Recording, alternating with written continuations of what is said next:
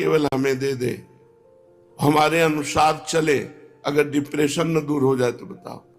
चिंतन जब तुम्हारा आनंद में भगवान का होगा, सब ठीक हो जाएगा।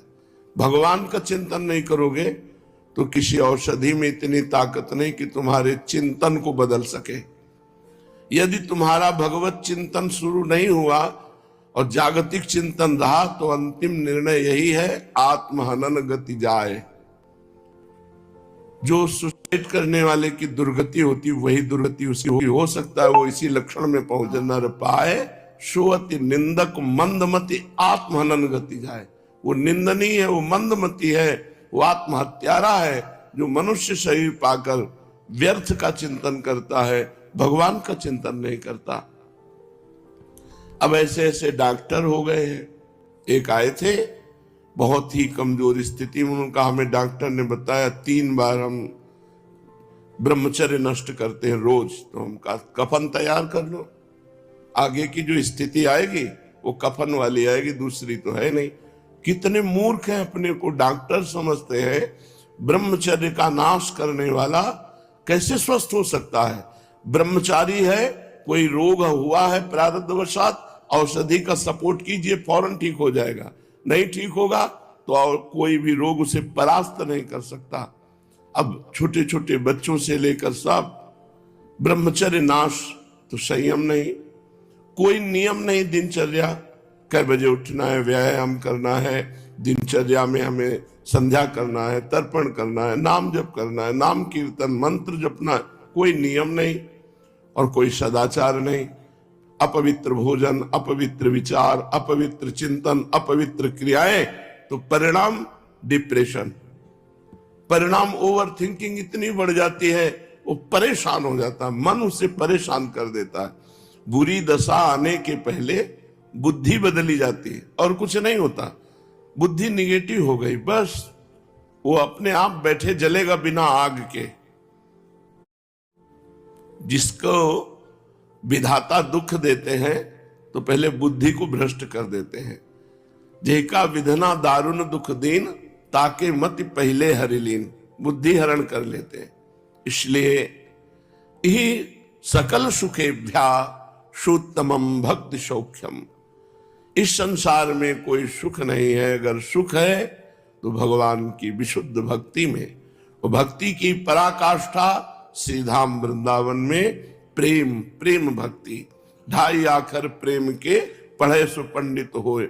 इसलिए मूर्खता छोड़ो, जब समय मिले श्रीधाम वृंदावन में आके सत्संग सुनो, बिहारी जू से, राधा वल्लभ जू से, राधा रमण जू से आंख मिलाओ, यहाँ नाम कीर्तन करो, नाम जप करो, देखो तुम्हारा जीवन कितना आनंदमय हो जाएगा। भजन्तमपि देवतान्तरं यथाक्षरे ब्रह्मणि स्थितं पशुवदेव वा विषय भोग मात्रे रतम् अचिन्त्य निज शक्तितः स्वगत राधिका माधव प्रगाढ़ रस दुर्गमं कुरुत एव वृंदावनम।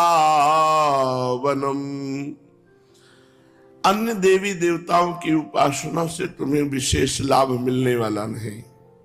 जितना तुम करोगे उतना ही तुम्हें मिलेगा। लेकिन भगवान की भक्ति घर का काम है, घर की सामान है। बिना फीस के उसको प्राप्त कर लो। बिना योग्यता के परम पद प्रदान कराने वाले प्रभु श्री हरि हैं। इनका स्वभाव ऐसा है, जन अवगुण प्रभु मान न काऊ, दीन बंधु अति मृदुल स्वभाव। बड़ा करुणा में स्वभाव श्री हरि जू का है। उनसे भी बढ़कर करुणा में स्वभाव श्री प्रिया जू का है। यहाँ उपासना से, थोड़ी उपासना से बहुत बड़ा लाभ प्राप्त होगा।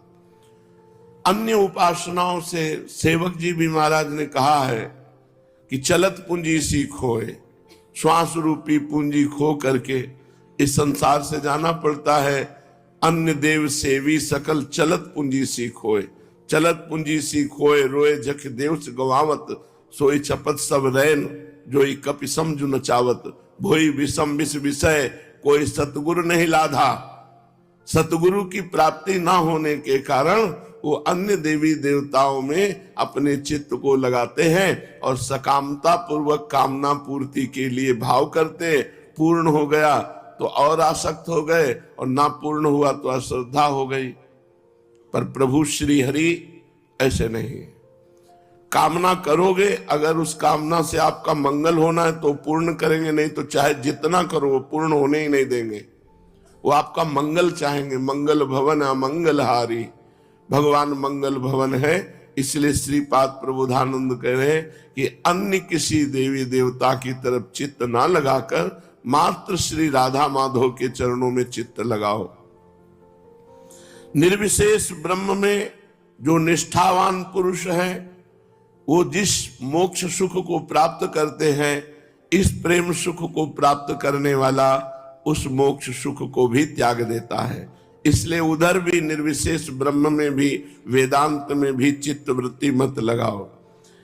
जो बुद्धिहीन विषय भोग मात्र में लगे हुए वो तो पशु जन है। उनकी तरफ मत देखो कि ये पाप कर्म कर रहे हैं, बड़े विषय भोग रहे हैं, बड़े सुखी हैं। तुम श्री वृंदावन धाम का आश्रय ले लो। वृंदावन धाम अचिंत शक्ति से संपन्न है। तुम सोच नहीं सकते, चिंतन में तुम्हारे नहीं आ सकता, इतनी सामर्थ्य वृंदावन की है। वो अपने